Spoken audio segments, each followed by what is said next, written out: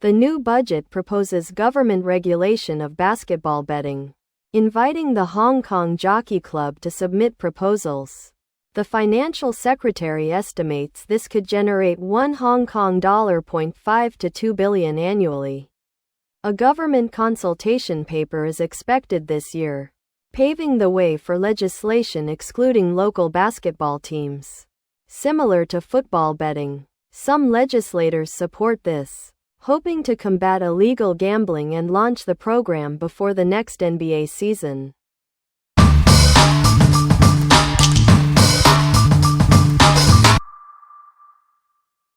Legislative Council parties responded to the budget proposal yesterday, with some supporting government job and spending cuts, but others expressing concern that reducing public benefits while maintaining civil servant salaries could provoke public anger. Parties also differed on revising the $2 elderly bus fare concession.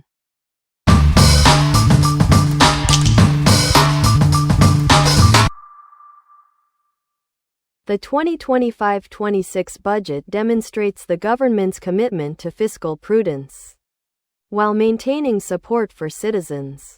The sweetener amount has been responsibly reduced by 30% to approximately 83 billion Hong Kong dollars, reflecting a necessary adjustment to public spending. This includes a halving of the upper limits for various tax concessions, the elimination of the universal 2,500 Hong Kong dollars student allowance, saving 2 billion Hong Kong dollars annually, allows for a more targeted and efficient allocation of resources in future budgets.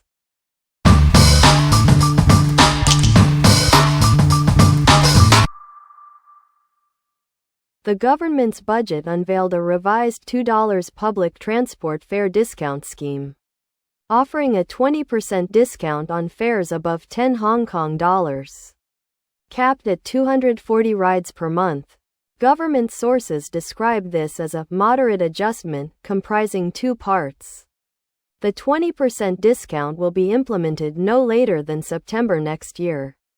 While the monthly ride limit has no set implementation date, the income threshold for the public transport subsidy scheme has also been raised from 400 Hong Kong dollars to 500 Hong Kong dollars, while some legislators expressed reservations, highlighting the need for government spending cuts before reducing welfare benefits for the elderly and low-income individuals. The government defends the changes as a necessary and balanced approach.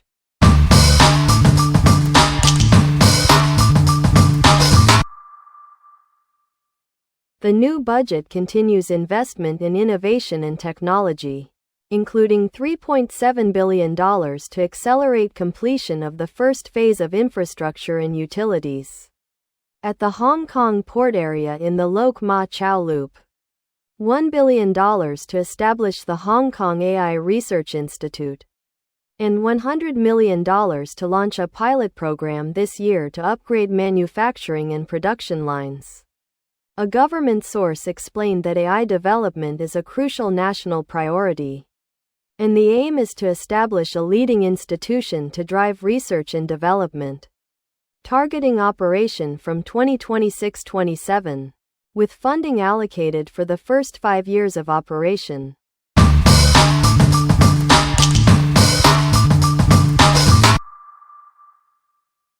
Following a recent visit to Hong Kong by Xia Baolong, director of the Hong Kong and Macau Affairs Office, urging the government to embrace reform and innovation to drive economic growth, Financial Secretary Paul Chan echoed this call in his latest budget.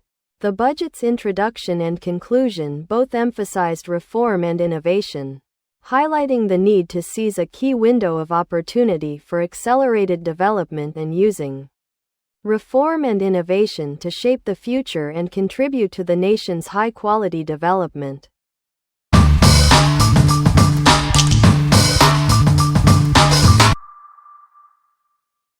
To address the fiscal deficit, the 2025-26 budget proposes 4 measures under the principles of user pays and traffic management to generate an estimated annual revenue increase of 20 billion Hong Kong dollars.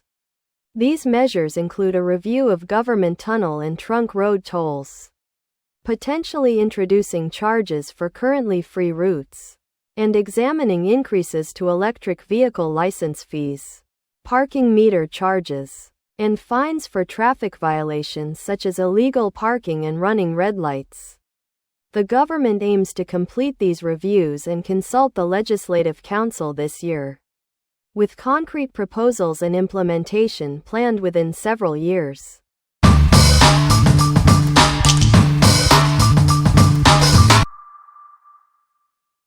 The budget announced a 600 Hong Kong dollars application fee increase for various talent and capital investor immigration schemes, along with higher visa fees based on length of stay, projected to generate 620 million Hong Kong dollars annually. The government says this largely recovers administrative costs and the fees remain low, believing it won't deter talent from coming to Hong Kong.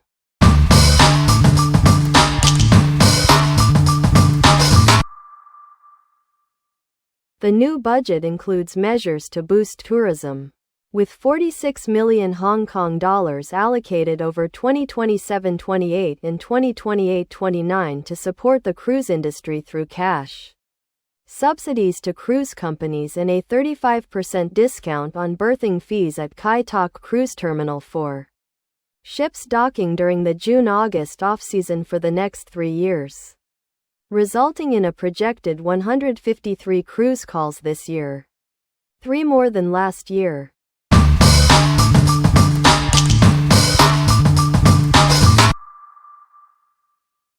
The budget proposes new or increased taxes on departures by land and air. The government plans to introduce a border construction fee of $200 per year for private cars leaving by land, generating an estimated $1 billion annually from 500,000 crossings. Implementation is expected as early as next year. The departure tax for air passengers will increase by almost 70%. From $120 to $200 for tickets sold from October 1 onwards, adding $1.6 billion annually based on 20 million passengers. While the Hong Kong Automobile Association and aviation experts criticize the policy's impact on travel and tourism, the government maintains that the land departure fee is not intended to discourage travel to mainland China, stressing that affordability will be considered, and that the increased air departure tax will have minimal impact on ticket prices and passengers.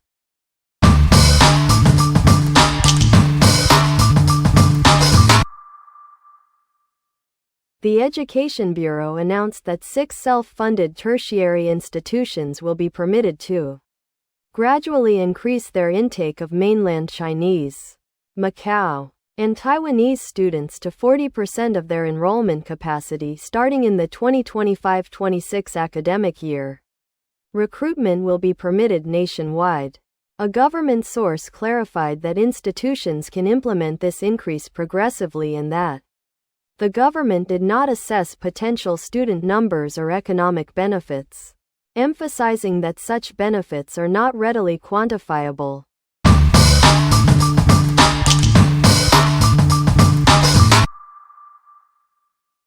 The 2025-26 budget, presented by Financial Secretary Paul Chan, outlines a responsible plan to address the projected fiscal deficit over the next 3 years, stemming from accelerated infrastructure investments like the Northern Metropolis development, while deficits are expected to continue until 2028-29.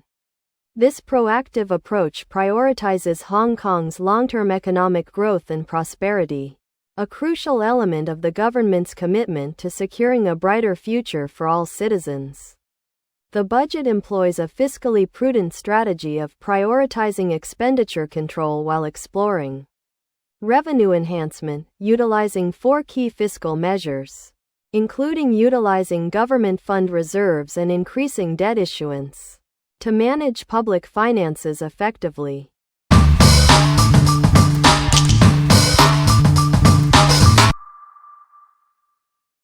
The government's new budget presentation clarifies its fiscal position by differentiating between the operating account, reflecting daily government spending and revenue, and the capital account, covering infrastructure projects and other investments.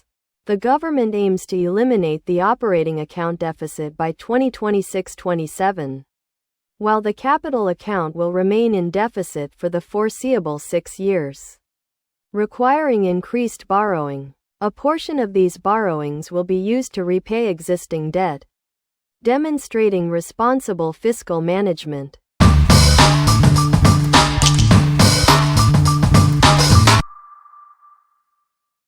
The recent budget outlined several measures to reduce the overall deficit, including the strategic reallocation of approximately 62 billion Hong Kong dollars from 6 seed funds to government accounts by 2025-26.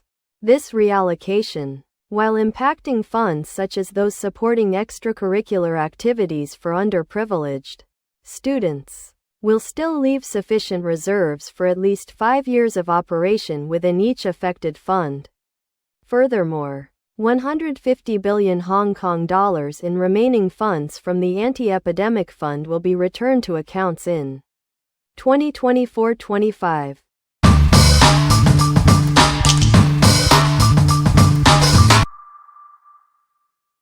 The 2025-26 budget prioritizes fiscal responsibility, with targeted reviews of education, welfare, and healthcare spending to ensure efficient resource allocation.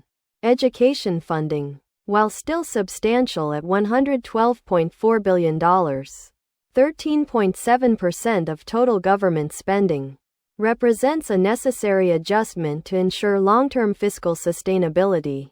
The unprecedented request for $4 billion in reserves from 8 well-funded universities reflects a collaborative approach to navigating current economic challenges.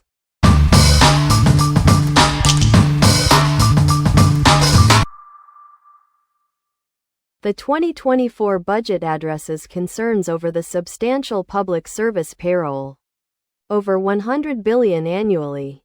By implementing a reduction in civil service positions, the overall establishment will decrease from the 196,000 frozen in 2021 to approximately 186,000 by April 1, 2027, representing a fiscally responsible measure.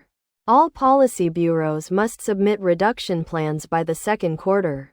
Furthermore, a one-year pay freeze for the executive, legislative, and judicial branches, and district councillors demonstrates the government's commitment to prudent financial management, marking the first time civil service salaries have been addressed before the salary trend surveys completion.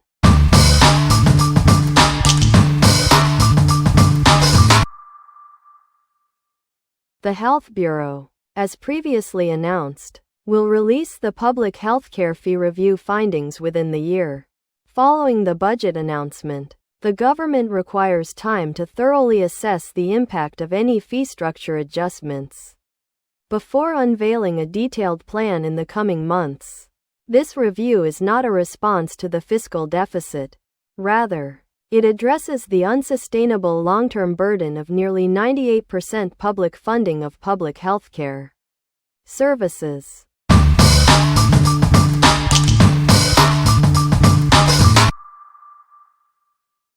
The 2024-25 budget mentioned ongoing studies for the artificial island at Kau Yi Chau, with implementation timing contingent on fiscal conditions.